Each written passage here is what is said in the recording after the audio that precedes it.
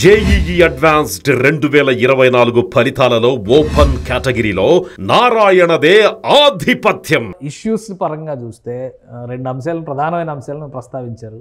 పోలవరం ఒకటి, ప్రత్యేక హోదా ఒకటి, ఆంధ్రప్రదేశ్కి సంబంధించి రాజధాని ఏర్పాటు ఒకటి.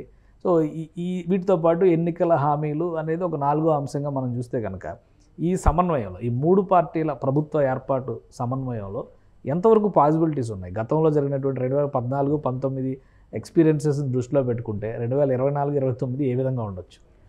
ఈ మీరు ప్రస్తావించిన అంశాల్లో మొట్టమొదటిగా నేను అనుకున్నది ఏంటంటేనండి, అమరావతి అనే అంశం తీసుకుంటే అమరావతి ఈ మూడు పార్టీల కూటమి కూడా నిర్ద్వందంగా అమరావతి రాజధాని ఆంధ్రప్రదేశ్ అనే విషయాన్ని స్పష్టంగా ఎన్నికల ముందు నుంచి ప్రస్తావించాయి. కాబట్టి దట్స్ ఒక సాల్వ్డ్ ప్రాబ్లం. అది ఆల్రెడీ ఈజీగా ముందుకు తీసుకెళ్ళేటువంటి అవకాశం అయిపోతుంది. కాబట్టి అది ఇష్యూ కాదు. ఇకపోతే విభజిత హామీల్లో ప్రత్యేక హోదా అనే అంశం మాత్రం ప్రణాళిక సంఘము ఆర్థిక కారణాల వలన కుదరదని నిర్ద్వందంగా ఇదివరకు బీజేపీ త్రోసిపుచ్చింది. అయితే నేడు కేంద్రంలో ఏర్పడ్డ నరేంద్ర మోడీ 3.0 సర్కారు హెవీగా ఎక్కువగా అటు నితీష్ కుమార్ యాదవ్ గారి మీద కానీ ఇటు చంద్రబాబు నాయుడు గారి మీద కానీ ఆధారపడుతున్నాయి. కాబట్టి ప్రత్యేక హోదా అనే మాట అనకుండా అటు వాళ్ళ గౌరవాన్ని, వాళ్ళ ఫేస్ని వాళ్ళు కాపాడుకుంటూ ఈ ఒక ప్రత్యేక ఆర్థిక ప్యాకేజీని ఇచ్చే అవకాశాలు ఎక్కువగా ఉన్నాయని నా అభిప్రాయం. తర్వాత కానీ ఆంధ్రప్రదేశ్లో ప్రత్యేక ఆర్థిక ప్యాకేజీ అంశం పైన గతంలో ఆల్రెడీ వివాదం రాసుకుంది. ఒకసారి ప్రత్యేక ఆర్థిక ప్యాకేజీ అనౌన్స్ చేసి చంద్రబాబు నాయుడు గారు అంగీకరించిన తర్వాతే సమస్య ముదిరింది. జగన్మోహన్ రెడ్డి గారు, వైఎస్ఆర్సీపీ ఎంపీలు రాజీనామాలు చేశారు. మళ్ళీ ఉద్యమం బాటలోకి వెళ్ళేసరికి చంద్రబాబు నాయుడు గారు అనివార్యంగా బయటికి రావాల్సి వచ్చింది. సో ఇప్పుడు మళ్ళీ ప్యాకేజీ అంటే ఆంధ్రప్రదేశ్లో ఒప్పుకునేటువంటి పరిస్థితి ఉంటుందా? అంటే ప్యాకేజీ యొక్క స్థాయి, ప్యాకేజీ ఇచ్చే ఐటమ్స్ ఈ రెండింటిని మనం తీసుకోవాలి. అంటే quantity and quality. How much money will be given to the state of Andhra Pradesh and how many projects, new projects will be given to Andhra Pradesh. ఈ రెండు విషయాలని కనుక మనం పరిగణలోకి తీసుకుంటే, ఎందుకంటే ప్రత్యేక హోదా అనేది కనుక ఒక తేనెతుట్ట లాంటిది. అది దాన్ని కదిలిస్తే ఇవాళ బీహార్, రేపు ఇంకొక రాష్ట్రం, రేపు ఇంకొక రాష్ట్రం, ఇలా అడుగుతూ పోతూనే ఉంటాయి. సో దీన్ని ఆపడానికి, ప్రివెంట్ చేయడానికే ఆ రోజు ఎన్డీఏ గవర్నమెంట్ 2.0లో అసలు ప్రత్యేక హోదా అనేది నిర్ద్వందంగా తోసిపుచ్చేశారు. కాబట్టి ప్రత్యేక హోదా అనే పేరు మాత్రం బహుశా ఉండదనేది నా యొక్క ఖచ్చితమైన అభిప్రాయం. ప్రత్యేక హోదాకి సంబంధించి ఇక్కడ ప్రత్యేక హోదా అంటే డబ్బు ఒక్కటే కాదండి. ఇక్కడ రెండు అంశాలు. డబ్బుకు సంబంధించిన అంశం ఏంటంటే లోటు ఉన్నప్పుడు రెవెన్యూ లోటు ఖచ్చితంగా భర్తీ చేయాల్సినది ఒక ఆర్థికపరమైన బడ్జెట్. రెండోది కొత్తగా ప్రారంభించే పరిశ్రమలకు 5 ఏళ్ళు మ్యాక్సిమం 15 ఏళ్ళ వరకు డిమాండ్ చేసే అవకాశం ఈ రాయితీల కారణంగానే కొత్త ప్రాజెక్టులు ఇక్కడ వస్తాయి, ఉపాధి పెరుగుతుందనేది లక్ష్యం ఇక్కడ. సో ఈ రెండు కూడా చాలా కీలకమైన అంశాలు దానికి సంబంధించి. అవునండి. అయితే ఇప్పుడు అసలు ఉమ్మడి రాజధాని అనేటువంటి కాన్సెప్ట్ కూడా ఎక్స్పైర్ అయిపోయింది. కాబట్టి రాయితీల యాంగిల్లో చూస్తే కనుక ప్రత్యేక హోదా ఫుల్ ఫ్లెడ్జ్డ్గా డిమాండ్ చేయడానికి అవకాశం లేదా? మూడు పార్టీలు ఒక సమన్వయంతో ముందుకెళ్తానికి అవకాశం ఉన్నప్పటికీ అదేనంటే నేను అంటున్నానండి, రాజకీయ పరంగా చూస్తే ఈ మూడు పార్టీలు కలిసి ఒక నిర్ణయం తీసుకుంటాయి. అది ఎలా ఉంటుందంటే ప్రత్యేక హోదా అనే లేబుల్ మాత్రం ఉండదు ఆ ప్యాకేజ్ మీద, ఆ పేరు. దానికి తగ్గట్టుగా ఎటువంటి లాభాలు ఇవ్వడానికి తగ్గ వీలు గ్యారంటీగా కల్పిస్తారు. ఎందుకంటే బీజేపీ సదర్న్ స్టేట్స్లో పెరగటానికి అవకాశం ఉన్న సాయిల్ ఉన్న రాష్ట్రంగా ఆంధ్రప్రదేశ్ను కూడా అది ఎంచుకుంది. అందువలన ఆంధ్రప్రదేశ్కి కొంత ఎక్కువ సాయం చేయడానికి ఇష్టపడి ఈసారి నంబర్ విషయంలో కూడా 3 ఎంపీలు, 8 మంది ఎమ్మెల్యేలు మంచి అవకాశం ఇచ్చినట్టు, మంచి గ్రోత్ వచ్చింది. ఇది ఇంత గ్రోత్ బీజేపీ ఊహించలేదు, బీజేపీకి రాలేదు కూడా గతంలో. అందువలన బీజేపీ ఇండిపెండెంట్గా ఒక పార్టీగా గెయిన్ చేయాలంటే బీజేపీ మీద ఉన్న దుష్ప్రచారం ఏదైతే ఉందో, లేదా ఏమంటాం మనం పర్సీవ్డ్ నోషన్స్ కొన్ని ఉంటాయో అవన్నీ తొలగించాలన్నా కూడా బీజేపీ ఆంధ్రప్రదేశ్కు చాలా ప్రత్యేకంగా ఆర్థిక సాయం చేయాల్సి వస్తుంది. ఇక పరిశ్రమలకు లైసెన్స్ అది వేరే రూట్ ద్వారా ప్రత్యేక హోదా అనే లేబుల్ మాత్రం ఉండదు. ఇప్పుడు మీరు చెప్పినట్టుగా ప్రత్యేక హోదాకి సంబంధించి కాకపోతే పరిశ్రమలకు సంబంధించి మనం గతంలో ఉమ్మడి ఆంధ్రప్రదేశ్లో తెలంగాణ రాష్ట్రాల్లో ఉన్న ప్రాంతంలో జిల్లాలకి ప్రత్యేక రాయితీ ఇచ్చారు.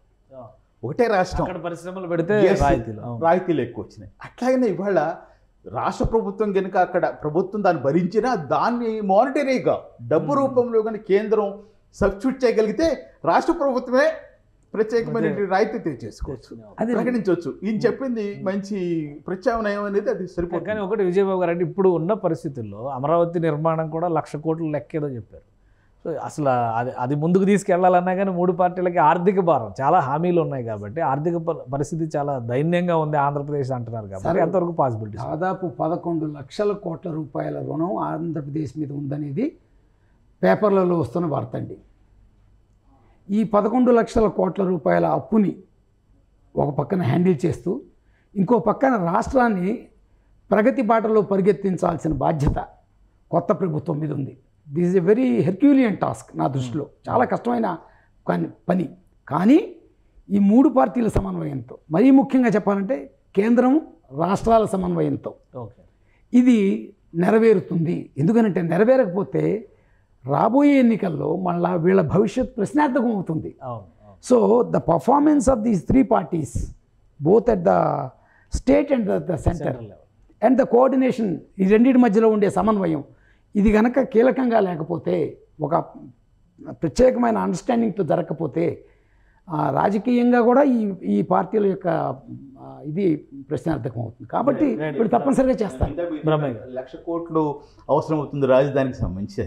ఇది ప్రస్తావన గతంలో వచ్చింది. ఎందుకంటే గత ప్రభుత్వం 1,00,000 కోట్లు కాబట్టి ఎక్కడి నుంచి తీసుకొస్తామని చెప్పి చంద్రబాబు నాయుడు గారు ప్రభుత్వం వేసిన అంచనాల లెక్కలే వాళ్ళు చదివి వినిపించే అసెంబ్లీలో కూడా అదే కదా చెప్పి ఎట్లా సాధ్యం అవుతుంది. కానీ ఇక్కడ చెప్పవలసింది ఏంటంటే అదే దాని కౌంటర్ కూడా అప్పుడు వచ్చింది, చాలామంది గుర్తుండే ఉండదు. 33,000 ఎకరాలు రాజధాని కోర్టు సేకరించబడి ఉన్నాయి, ఫుల్లింగ్లో వచ్చేస్తున్నాయి. అంటే తక్కువ చూసుకున్నా కూడా దాదాపు 15,000 ఎకరాలు ఇవాళ ప్రాపర్టీ రూపం ఇదంతా కూడా. ఎస్, దాన్ని మనం యూటిలైజ్ చేసుకుంటూ రాజధాని నిర్మించుకోవడం పెద్ద కష్టం కాదు. దానికి సంబంధించి వాళ్ళ బిల్డ్ ఆపరేట్ సిస్టమ్ ఉంది కదా, BOT అని చెప్పేసి ట్రాన్స్ఫర్ సిస్టమ్ ఉంటుంది కదా, ఆ సిస్టంలో చాలా బాగా నిలిపించవచ్చు. ఇప్పుడు ఒక స్థలం ఎక్కడ నాకు ఇస్తే ప్రభుత్వానికి ఒక బిల్డింగ్ నిర్మించిస్తాను, నేను అక్కడ బిల్డింగ్ నిర్మించుకుంటాను దీనికి సంబంధించి.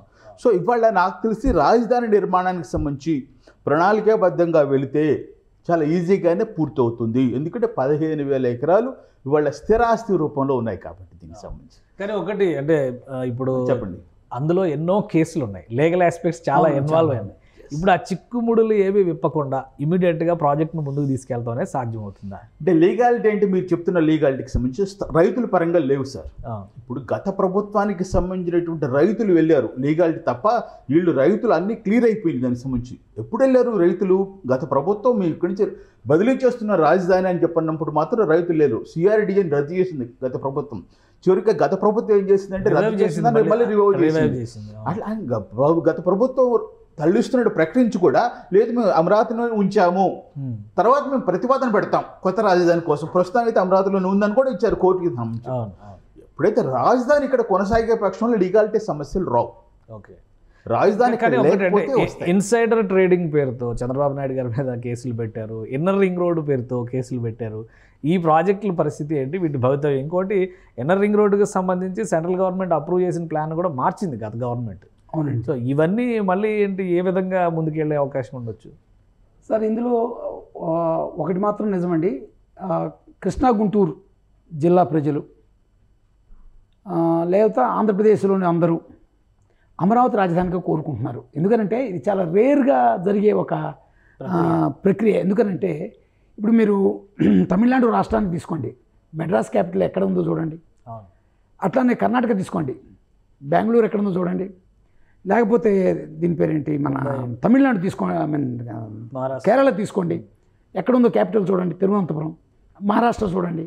కానీ ఒక ఆంధ్రప్రదేశ్కి ఒక తెలంగాణకే ఒక అత్యద్భుతమైన సెంట్రల్లీ లొకేటెడ్ క్యాపిటల్స్ రెడీ అవుతున్నాయి. ఆంధ్రప్రదేశ్ రెడీ చేసుకోవాలి, తెలంగాణ రెడీ అయ్యి ఉంది. అది నిజామ్స్ రూల్ నుంచి వచ్చింది. అది ఇప్పుడు అక్కడ ప్రజలు కానివ్వండి, ప్రతిపక్షాలు కానివ్వండి, ఈసారి ప్రతిపక్షంగా పనిచేయబోయే, హోదా లేకపోయినా పనిచేయబోయే వైఎస్ఆర్సీపీ కూడా అమరావతి విషయంలో మాత్రం ఆ తప్పుని పునరావృతం చేయదని నా నమ్మకం.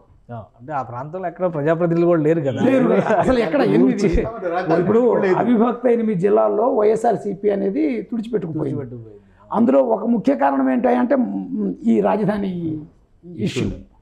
అందువల్ల ఈసారి మాత్రం సోకాల్డ్ ప్రతిపక్షంగా ఉంటున్న ఆ 11 సీట్లతో ప్రతిపక్షంగా ఉంటున్న వైఎస్ఆర్సీపీ కూడా దీనికి వ్యతిరేకంగా ఎటువంటి చర్యలు చేపట్టదు.